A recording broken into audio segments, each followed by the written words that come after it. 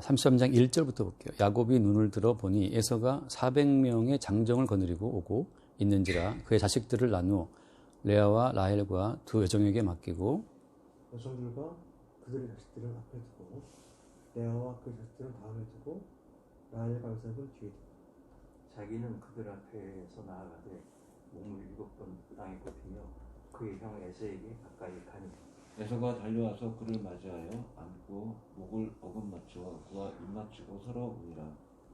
에서가 눈을 들어 여인들과 자식들을 보고 묻되 너와 함께한 이들은 누구냐? 야곱이 이르되 하나님이 주의 종에게 은혜로 주신 자식들이니이다. 그때 여종들이 그의 자식들과 더불어 나와 절하고 레아도 그의 자식들과 더불어 나와 절하고 그 후에 요셉이 라헬과 더불어 나와 절하니 에서가 또 이르되 내가 만난 바 이 모든 때는 무슨 까닭이냐? 야곱이 이르되 내 주께 은혜를 입으려 함이니라. 에서가 이르되 내 동생아 내게 있는 것이 족하니 내 소유는 내게 두라. 야곱이 이르되 그렇지 아니하니이다. 내가 형님의 눈앞에서 은혜를 입어 싸우면 청하건대 내 손에서 이 해물을 받으소서. 내가 형님의 얼굴을 배운즉 하나님의 얼굴을 본 것 같사오며 형님도 나를 기뻐하시니이다.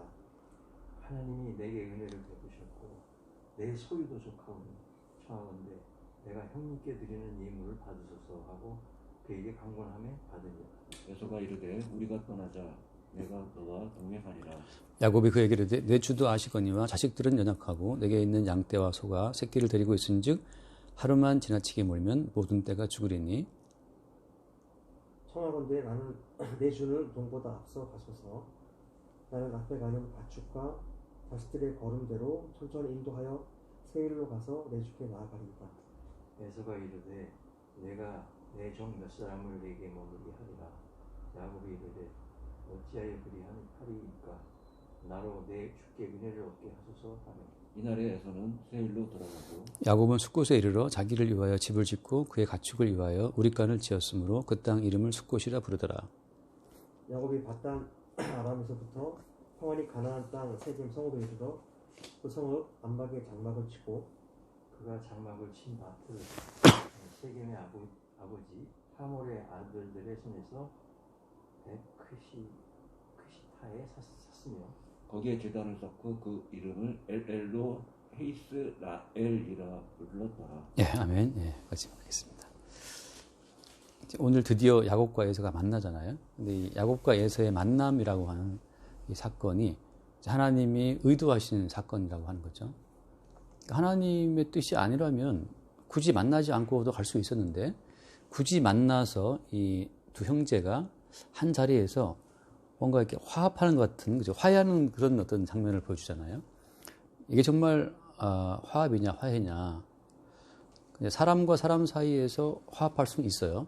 오늘 여기 그 사건이 그건데, 그러니까 야곱과 에서 형제지간 원수처럼 지내고 있다가 드디어 이제 화해한단 말이죠. 그럼 두 형제가 사람과 사람이 화해를 하면 그 화해한 그 화해의 효과가 뭔가 하나님 앞에 영향이 있는가? 그럴까요? 그렇지는 않습니다. 그렇지 않고 오히려 거꾸로 생각해야 돼요. 하나님께서 뭔가 하나님의 뜻을 보이기 위해서 이 만남을 하나님이 허락했다고 하는 거죠. 그러니까 우리의 만남이 원인이 되어서 하나님의 어떤 입장을 바꿀 수 있는 결과를 만들 수 있다는 것이 아니고 하나님이 원인이 되어서 우리의 만남과 헤어짐이 이루어진다고 하는 거예요.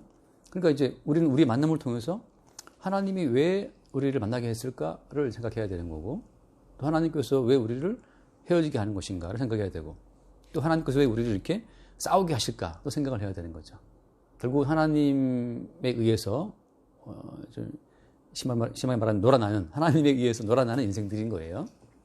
그러니까 우리가 뭐 형제간에 화목하게 지내자라고 해서 하나님 기뻐하시겠다 그런 건 아니라는 거죠. 인간의 행위가 원인이 되어서 하나님으로부터 어떤 결과를 바꿀 수 있는 그 자체는 흔히 말하는 종교적인 마인드예요. 그러니까 종교적인 마인드에서는 인간의 정성과 행위와 뭔가 원인을 심어서 신의 뜻을 바꿀 수 있지만 계시는 그렇잖아요. 계시의 세계에서는 확정된 계시의 그 내용들이 역사를 통해서 이루어지는 거죠. 그러니까 이제 많은 사람들이 기독교를 생각하면서 또 성경을 대하면서 우리가 뭔가를 해서 하나님의 마음을 바꿔보자라고 나오는 그건 전부 다 흔히 말하는 계시 종교. 성경에서 말하는 흐름이 아니고 그건 일반적인 인간의 탐심을 정당화시켜주는 종교적인 어떤 시도인 거죠. 자, 그럼 오늘 이제 야곱과 에서와의 만남이 어떻게 지금 이루어지고 있는 거예요? 먼저 우리가 전주 봤다시피 야곱이라는 사람의 그죠? 이름이 바뀌었죠. 이름이 바뀐 이후에 만나게 되는 만남이라고 하는 거예요. 그러니까 야곱으로 만나는 것이 아니고 사실은 뭐로 만나는 겁니까? 이스라엘로 만나는 거죠. 그러니까 이스라엘이라는 존재가 불신 세계를 대하는 어떤 그 자세, 그러니까 이미 변화된 사람이 야곱에서 이스라엘로 바뀐 사람, 그러니까 변화된 사람이 믿지 않는 불신자를 만났을 때 하나님께서 의도하시는 어떤 하나님이 드러내고 싶어 하시는 어떤 모습이 있다고 하는 거죠. 그러니까 이제 이렇게 말해 볼게요. 예수를 만나서 존재의 변화를 경험한 사람은 반드시 그 존재가 출발했던 지점, 그러니까 나는 어떤 존재인가, 나라는 존재를 일깨워주는 그런 차원에서 불신자와 만남을 갖게 되는 거예요. 다시 말하면 우리는 스스로 독자적으로 내가 누구인가를 알 수가 있어요, 없어요? 내가 누구인지는 우리는 스스로 알 수는 없잖아요. 우리가 조물주가 아니기 때문에, 하나님 아니기 때문에 내가 누구이지라고 하는 것은 스스로 몰라요. 하나님께서 내가 누구인지를 알게 해주는 그 어떤 만남 속으로 우리를 인도한다는 거죠. 그래서 그 만남에 들어가 보니까 비로소 그 만남 속에서 내 존재의 의미가 드러나는 거예요. 그러면 야곱과 이 에서의 만남이 보여주고 있는 것은 어떤 거냐 하면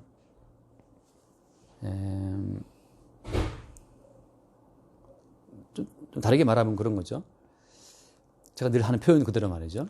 그러니까 역사상에서 역사 이후에 만나는 모든 그 만남들이라는 것은 뿌리가 없는 만남이기 때문에 그냥 사회적인 결과물로 형성된 가치관, 그끼리 만나는 거거든요.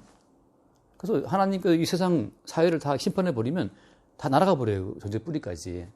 그러니까 성경에서 우리가 누구인지를 말할 때에는 역사에서 생성된 가치관을 우리를 설명하는 것이 아니고 역사 이전에 뭐라고 제가 표현합니까? 역사 이전에 계시. 역사 이전의 계시의 세계에서 이미 우리의 존재의 의미가 이미 설정이 되어 있다는 거예요.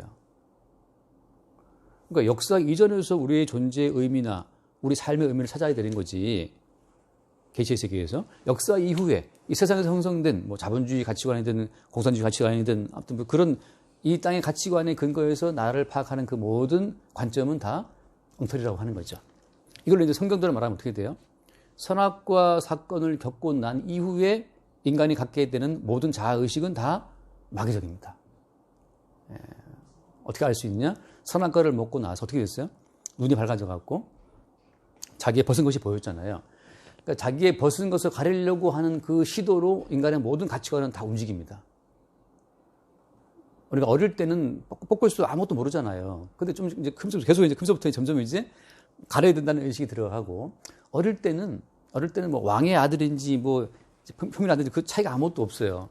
근데 서서히 이제 가리는 걸 통해서 점점 이제 그의 어떤 신분과 존재가 막 바뀌잖아요. 그런 것처럼 선악과를 먹고 나서 이후에 형성된 그 모든 가치관들에 의해서 이렇게 분별하고 판단하고 파악하는 그 모든 자아성이라는 것은 그 배후에 항상 마귀가 있어서 계속 인간들을 부끄러움을 가려라, 수치를 가려라. 가리는 방법은 여러 가지가 있지만 마지막에 종교로 가려라. 종교로.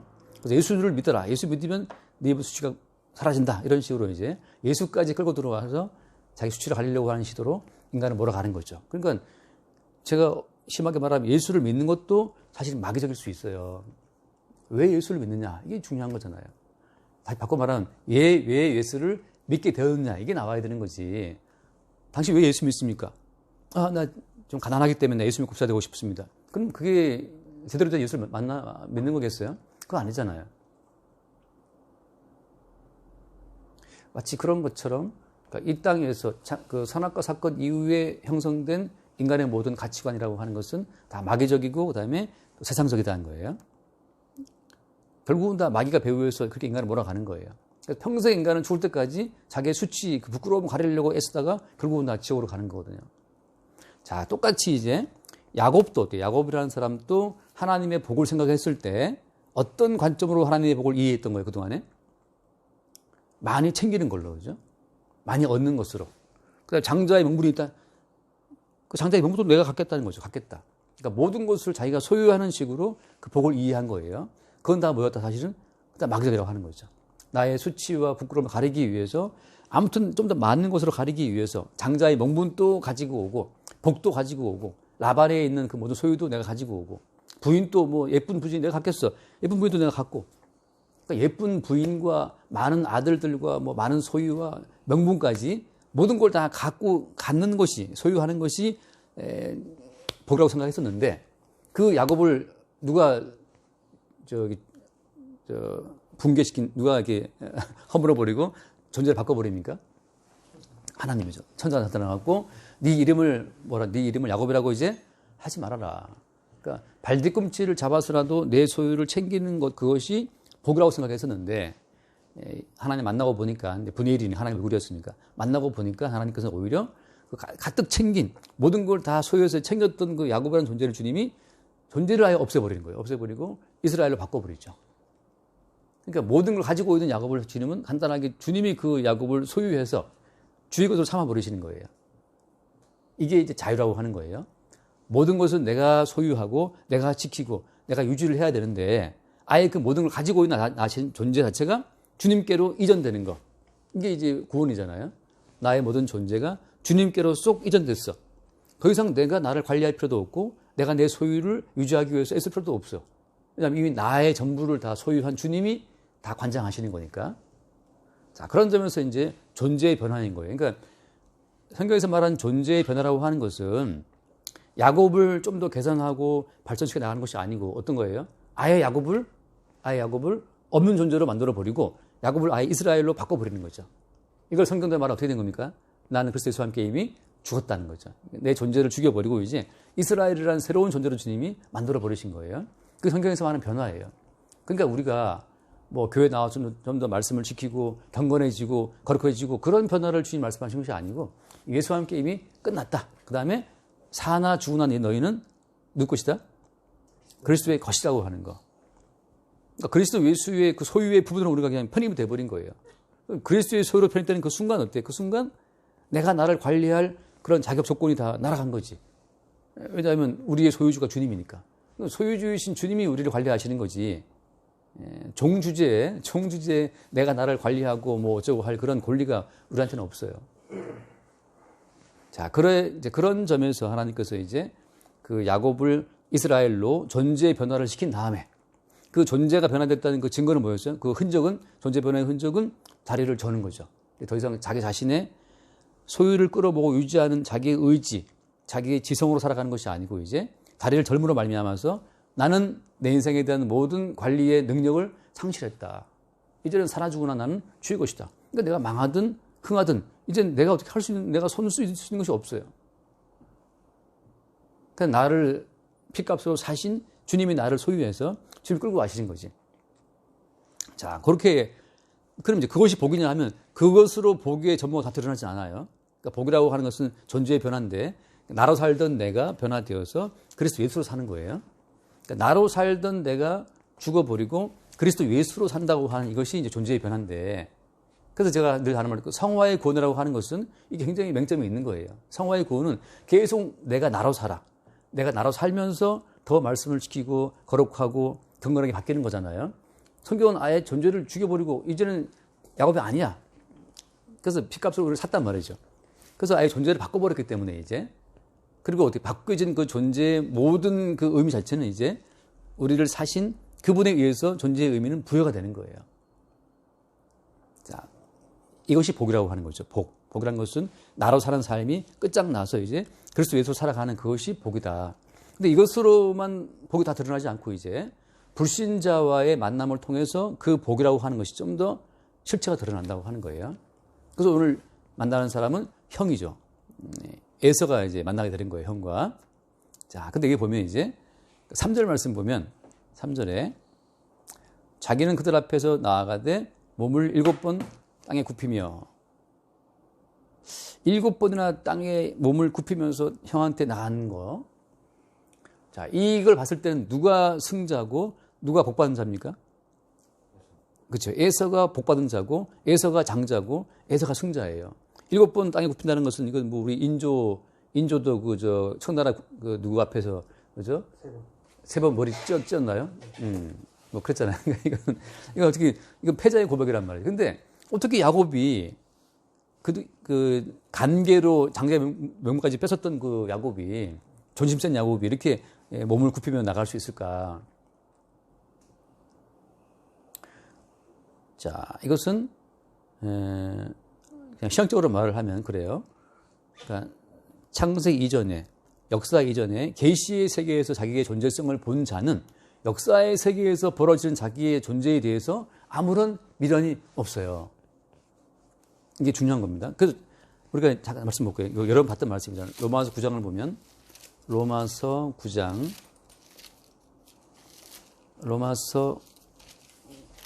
9장 자 10절 말씀 한번 더 볼게요. 9장 10절. 그뿐 아니라 또한 리브가가 우리 조상 이삭 한 사람을 말미암아 임신하였는데 그 자식들이 아직 나지도 아니하고 무슨 손이나 악을 행하지 아니한 때에 택하심을 따라 되는 하나님의 뜻이 행위로 말미암지 않고 오직 불신을 이로 말미암아 소리하였사. 리브가에게 이르시되 큰 자가 어린 자를 섬기리라 하신다. 기록된 바 내가 야곱은 사랑하고 에서는 미워하였다. 아멘. 자, 그때 이 말씀 가지고 정말 어떤 목사님이라고 이야기를 하는데, 와, 정말 너무 전 제가 말씀드린 적 있죠? 너무 놀랬다고. 이게, 이 말씀이 전혀, 그들은 이 말씀을 치워놓고, 존재 이전의 말을 왜 하느냐. 근데, 지금, 야곱은 지금, 야곱으로서 죽고, 이스라엘로 살아난 그 다음에 이제 실체를 본 거예요. 실체를 봤더니 뭐냐 하면, 아직 우리 존재가 나지도 않고, 무슨 악을 행하기도 전에 이미 하나님의 모든 계획이 확고하게 섰다는 사실을 야곱이 본 거죠.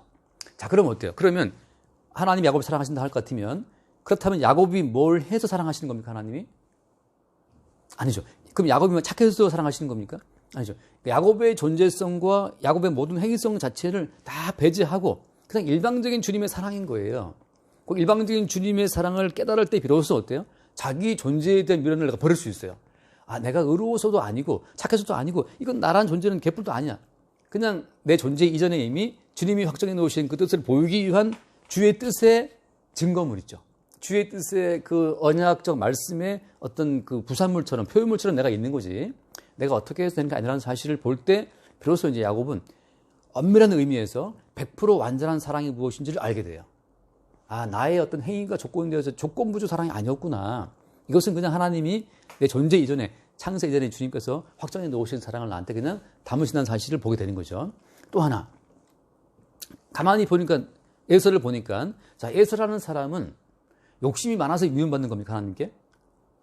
에서라는 사람이 더 악해서 미움받는 거예요? 아니죠.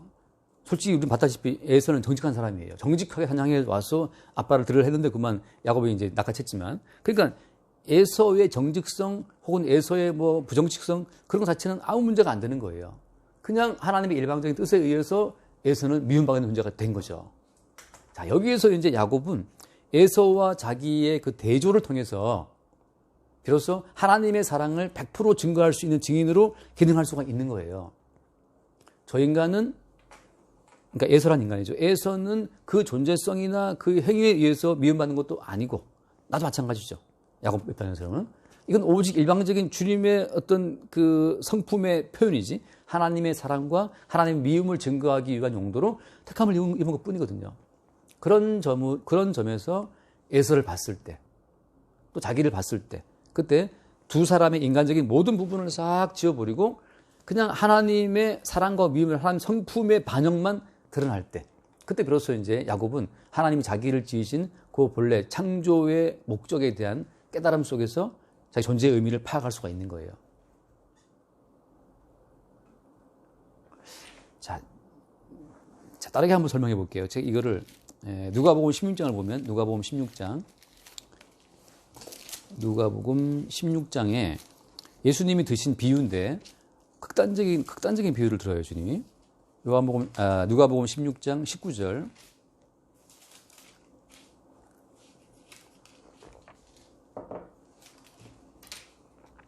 한 부자가 있어 자색 옷과 고운 베옷을 입고 날마다 허화롭게 즐기더라.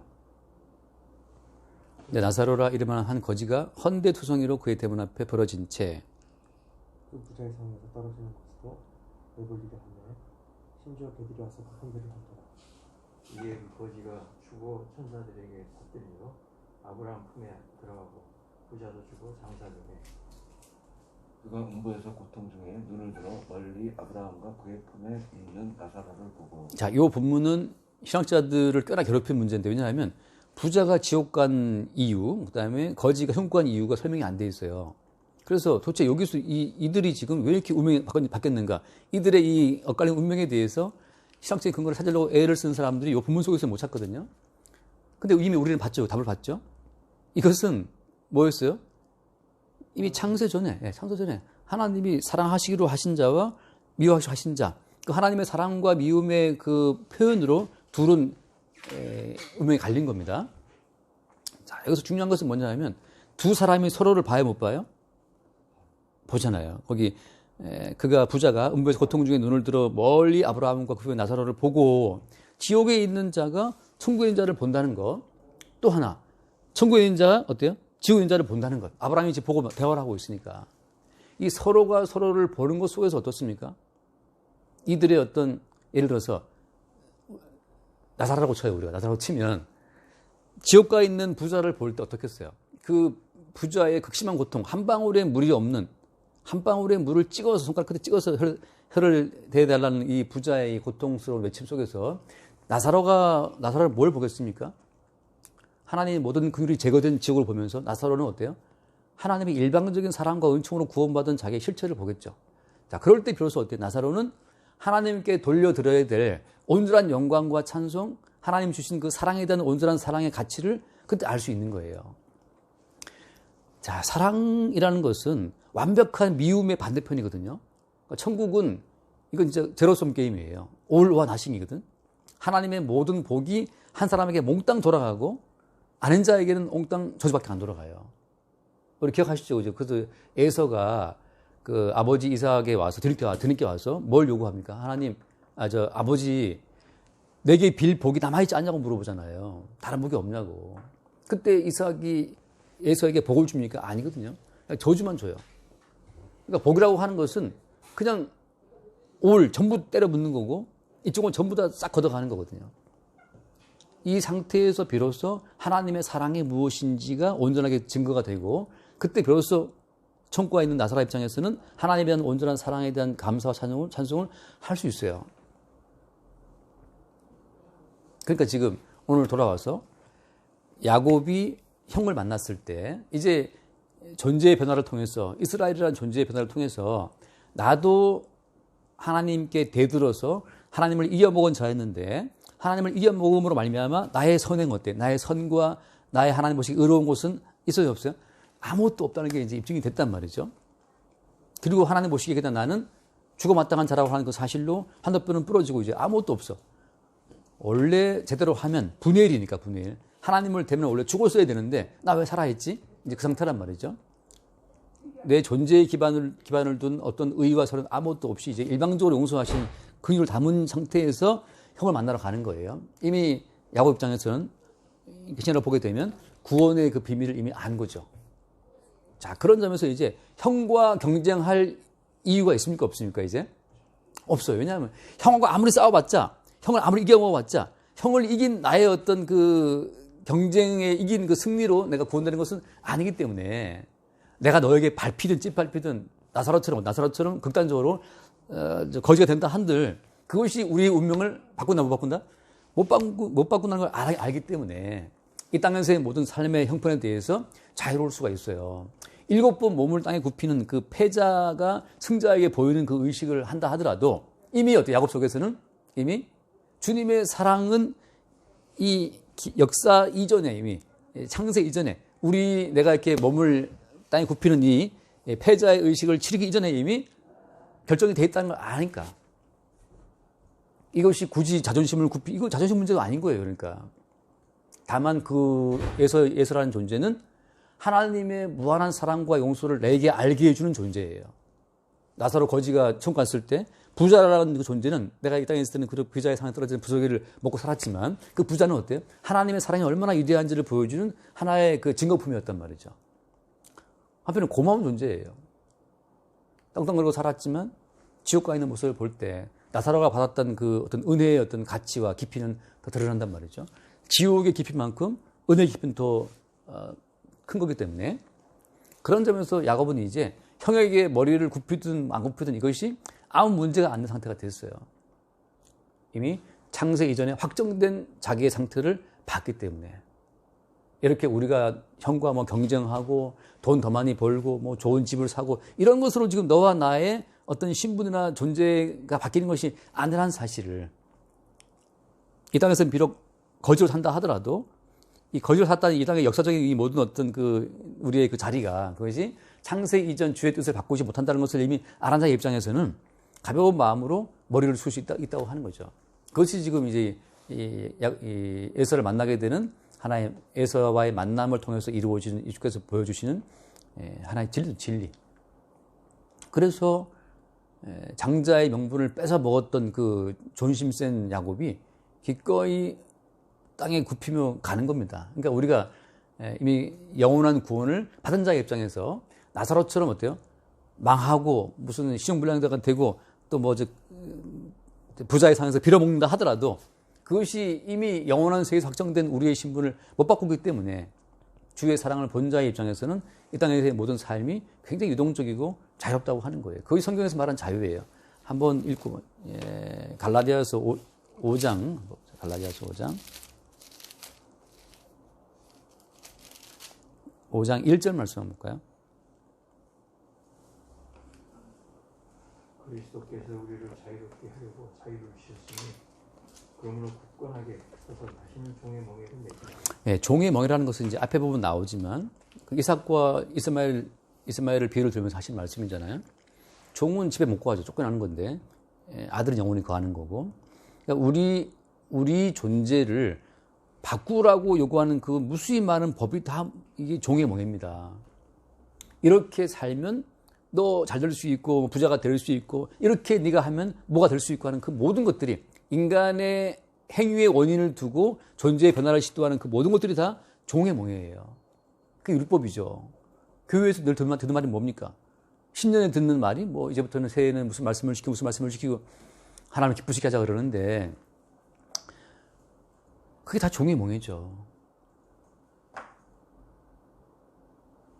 이게 이미 창세 이전에 확정된 주님의 사랑을 안 자의 입장에서는 이제 어떻습니까? 그냥 형제나 누구를 대했을 때 그들 앞에 머리를 숙이는 것이 큰 문제 아니에요? 큰 문제가 아닌 거죠. 그때 비로소 이제 오히려 주의 사랑을 받은 자의 그 여유와 그 자유가 나오는 거죠. 그러니까 형한테 기꺼이 머리 숙여줘. 장애범을 내가 뺏어왔지만 그동안은 장애범을 내가 탈취했기 때문에 내가 본인이 장자라는 생각에 빠져 있었지만 주님을 만나고 보니까 존재가 바뀌고 보니까 이제 내가 뭐 한다고 되는 건 아닌 입장에서 기꺼이 형님이라고 아까 여기 뭐라고 표현합니까? 야곱이 돌아오면 그런 표현한단 말이죠. 예, 하나님 얼굴을 본 것 같다 뭐 그런 말 나오죠. 몇 절에 있지?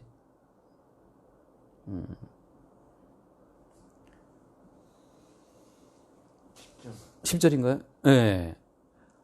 내가 형님의 눈앞에서 은혜를 입었사오면 그러면서 내가 형님의 얼굴을 배운즉, 그죠?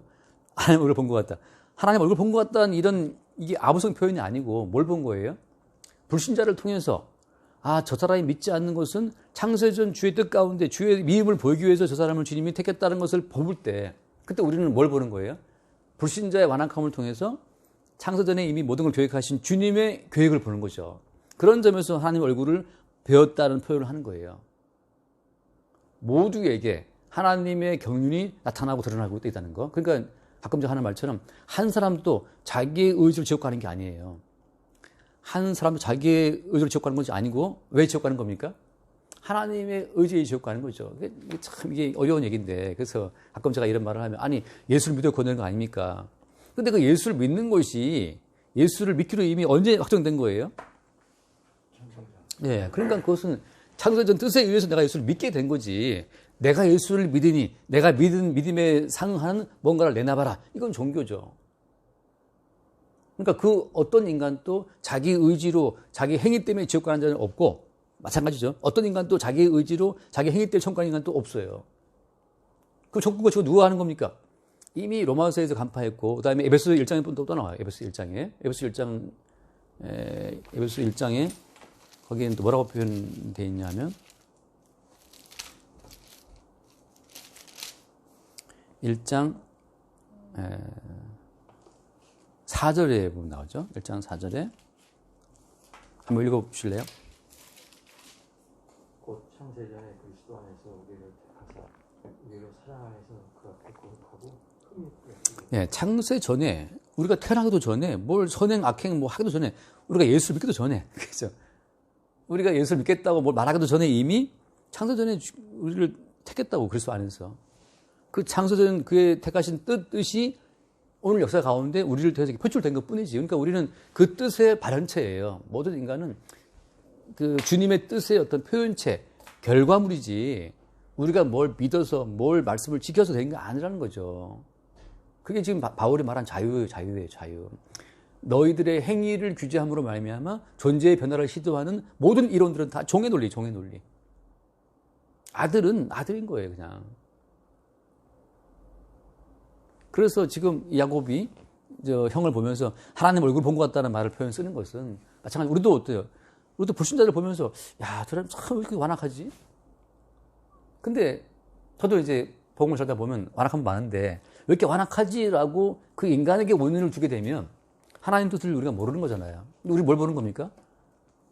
그 완악을 보고 나는 또 어떻게 이렇게 믿게 되었을까? 그것도 신기하고 완악함을 통해서 뭘 보는 거예요? 아, 창세전에 이미 그들이 나기 전에 무슨 행함과 그걸 하기 이전에 이미 주의 뜻은 있었다는 사실을 보면서 그를 통해서 기어이 그를 믿지 못하게 막는, 그죠? 기어이 그를 믿지 못하게 막는 주의 뜻을 보는 거죠. 자, 제가 지금 하는 말이 이상하지 않죠? 기어이 그를 믿지 못하게 막는 이 표현. 이 표현을 제가 왜 쓰는 거예요? 이사야서에 보면 6장에 이사야 6장을 잠깐 얼른 후딱 보고 넘어올게요. 이것 때문에 이제 말이 좀 많았는데, 이사야 6장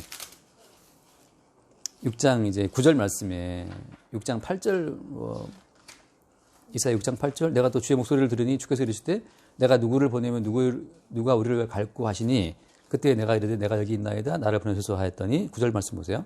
여호와께서 이르시되 가서 이 백성에게 이르기를 너희가 듣기는 들어도 깨닫지 못할 것이요 보기는 보아도 알지 못하리라 하였다.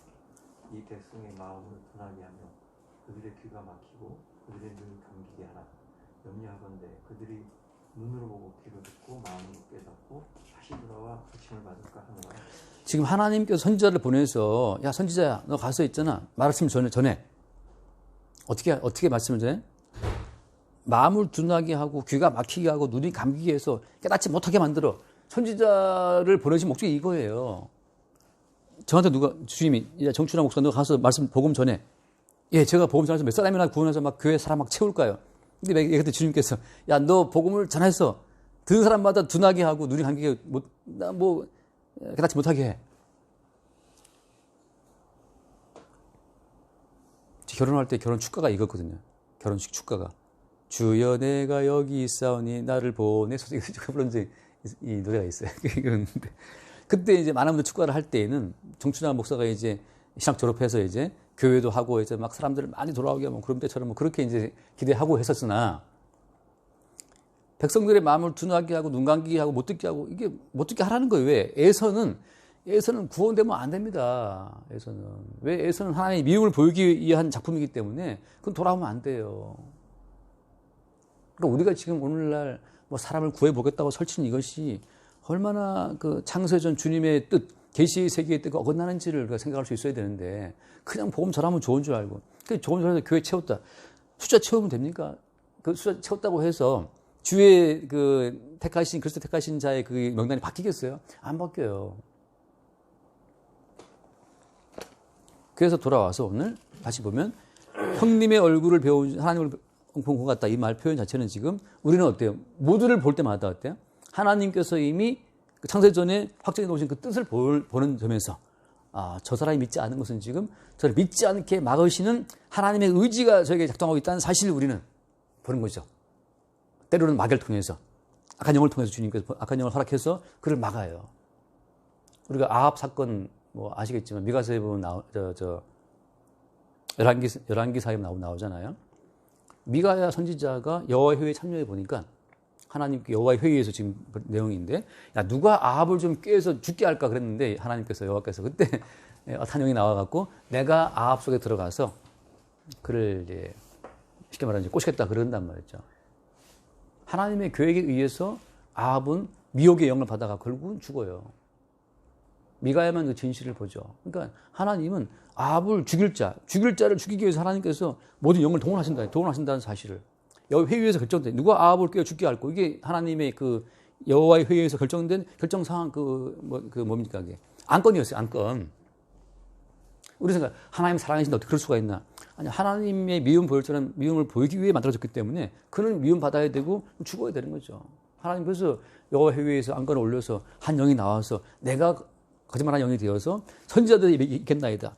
선지자들의 사명에 들어가고 악한 영이 미혹해갖고 거짓말로 이제 아합을 꿰어서 죽게 한단 말이죠. 그런 것처럼 우리가 누구를 봤을 때, 물론 이제 최수사님 형님 얘도 제가 들었지만 왜 복음을 거부하는가? 근데 참 우리는 그걸 보면서 주님의 일하심을 보면서 우리가 거기서 주를 볼 수 있어야 됩니다.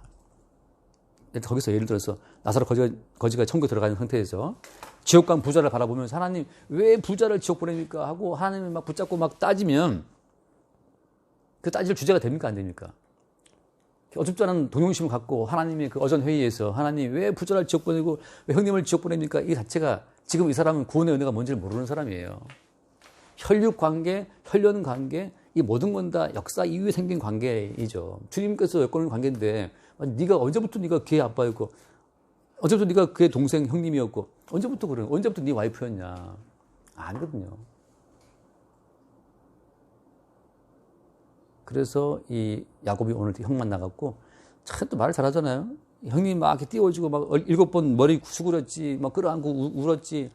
형님 하나님을 본 것 같다고 이렇게 막 띄워주고, 그 다음에 또 그 다음 말씀 보면 예물을 받아서 예물을 또 강권에서 받게 해요, 다. 예물 강권에서 또 받게 또 하고 말이죠. 그냥 다 주고 다 수그려. 그래도 야곱은 이미 소유가 복이 아니고 창조된 주님의 그 확정된 그 뜻이 복인 걸 아는 입장이기 때문에 자유로운 거죠, 여기에 대해서. 그래서 형과 드디어 이별하게 돼요. 그리고 나서 뭐라 하냐? 끝에 말씀 봅시다. 20절에. 거기에 제단을 쌓고 그 이름을 엘로헤이스 라엘이라 불렀더니. 네, 엘렐로헤 이스라엘. 이 엘렐로헤 이스라엘의 뜻이 뭐라고 되어 있어요? 밑에 보면 하나님, 이스라엘의 하나님이라는 뜻이잖아요. 자, 야곱의 하나님이 이제 아닌 거예요. 하나님은 뭔가를 내가 소유하고 뭔가를 내가 얻어야 복이 된 사람이라고 생각했었던 그 야곱은 이미 죽어버렸고 지금 있는 것은 이스라엘이죠. 항상 하나님을 이겨먹으려 했었던 그 존재로서 용서받은 자. 사실 형님 만나고 다 뺏기고 죽어도 마땅한데 용서받은 자로 살고 있다는 사실을 봤기 때문에 지금 내 인생은 하나님의 긍휼과 용서의 어떤 산물입니다. 바꿔만 그게 어떤 말이죠? 하나님의 사랑을 증거하기 위해서 야곱이 있다는 거죠. 그게 이스라엘의 뜻이에요. 그러니까 우리가 인생 살면서 정 목사님 뭘 증거합니까? 나는 사실 진작에 다리가 부러지고 진작에 죽어도 마땅한 자인데 하나님의 긍휼과 용서를 잊고 살고 있습니다. 하나님의 사랑의 증거품으로 있다는 그 뜻이 엘렐로헤 이스라엘이라고 하는 거죠. 그러니까 우리가 쌓아야 될 제자라는 것은 이스라엘의 하나님, 바꾸면 어떤 거예요? 하나님을 이겨먹은 존재지만 하나님을 찔러 죽인 존재지만 그렇게 내 걸 소유하기 위해서 하나님마저 소유를 했었던 그런 존재지만 우리 손에 찔려 죽임당한 예수의 피로 용서받은 자로 존재한다고 하는 것, 사랑의 증거품이라고 하는 것, 그 사랑의 피로, 용서의 피로 덮어쓴 존재로 내가 산다는 것을 그 증거하는 그 재단이 엘렐로헤 이스라엘이죠. 예배는 그거예요. 예배는 내가 예배 드렸다, 내가 헌금을 드렸다, 내가 뭐 시간을 바쳤다, 그 내가 뭐 했다는 거 하는 것이 아니고 진작에 죽어도 마땅한 인간이 주님의 사랑의 산물로 여기 있다. 그게 예배죠. 주의 용서의 결과물로 내가 있다. 내가 비록 나사로처럼 거지로 살아도 부자의 상에서 빌어먹는다 하더라도 나는 용서의 산물, 용서의 결과물로 있다는 것 사실 증거하는 그것이 엘렐로헤 이스라엘이에요. 그게 성도의 예배죠. 내 인생은 용서의 결과물, 주의 사랑의 결과물이라고 하는 거죠. 그게 이제 변화된 야곱의 고백입니다. 그러니까 부도가 나고 신불자가 된다 하더라도 어때요? 주의 용서와 긍휼의 결과물로 있다는 거. 그게 나사로 거지가 보여주는 극단적인 주님이 드신 비유예요. 그래서 얘들아, 네가 비록 신불자가 되고 거지 된다 하더라도 저 나사로에게는 천사들이 밭들 삥 둘러싸고 지금 계속 주의 사랑을 보이고 있다고 하는 거. 그게 이제 성도의 자유로움이죠. 왕이 된다 하더라도, 총리가 되어도, 거지가 되어도, 그 모든 이 스펙트럼에 대해서 우리는 자유로운 거예요. 어디 가는 곳마다 엘엘로헤 이스라엘 재단을 쌓는 그게 성도의 삶이라고 하는 겁니다. 여기까지 아시죠? 질문은 끝나고 또 하시고 기도할까요? 주님 감사합니다. 주님이 또 이렇게 야곱과 에서의 화해하는 이 장면을 통해서 저희가 자칫 인간적인 노력과 의로 말미암아 주의 보좌를 움직일 수 있다는 착각에 빠질 수 있는 그런 대목이지만 이 모든 것에 주님께서 창세전에 이미 다 계획하신 사건과 그로 말미암는 뜻을 일깨워주시니 참으로 감사합니다. 주님께서는 저희가 이미 형질이 나기 전 저희의 선함과 악함을 행하지 전 이미 부르시는 주의 뜻으로 말미암아 저희 모든 인생이 결정되었음을 주님 깨닫습니다. 따라서 저희가 계시 속에서 저희 존재를 볼 수 있는 눈이 생긴다면 현재 저희의 살아가는 이 모든 역사 속의 인생의 모습에서 어떤 의미나 그 가치를 두지 않을 수 있음을 주님 깨닫습니다. 주님 믿음을 더하여 주셔서 저희의 존재 목적이 저희의 노력과 의가 아닌 오직 이 모든 것의 주인이신 주님의 뜻 안에서 이루어짐을 더욱더 굳건하게 볼 수 있도록 주님 인도해 주시고 그로 말미암아 사나 죽으나 저희 오직 그리스도의 것이라는 고백과 함께 오직 하나님의 뜻에 움직이는 그런 존재임을 깨달을 수 있도록 인도해 주시옵소서. 예수님 이름으로 기도합니다. 아멘. 하나님 아버지, 오늘 말씀 가운데에서 야곱의 형을 만나는 그러한 일을 통하여 저희 거듭난 영혼들이 이 세상 가운데서 믿지 못하는 자를 만나는 그런 경우를 설명해 주셨습니다. 저희가 거듭난 후에 믿지 못한 자들을 만나고 이 세상 가운데에서 자유롭지 못한 그러한 그 삶을 살고 있었던 과거의 내 모습을 돌아보게 해주시고 그 믿지 못한 그들이 자기의 잘못이나 그런 허물로 된 것이 아니고 창세전에 예비하신 하나님의 그 사랑하신 그 사랑과 미워하신 그 미워하심으로 결정되었음을 또 알게 해주셔서 감사드립니다. 저희를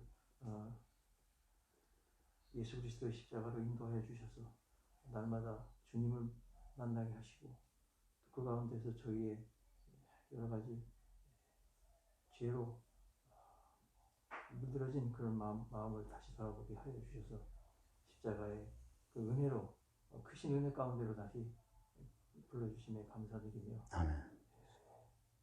저희를 사랑하신 그 하나님의 사랑으로서 오직 저희가 존재하고 또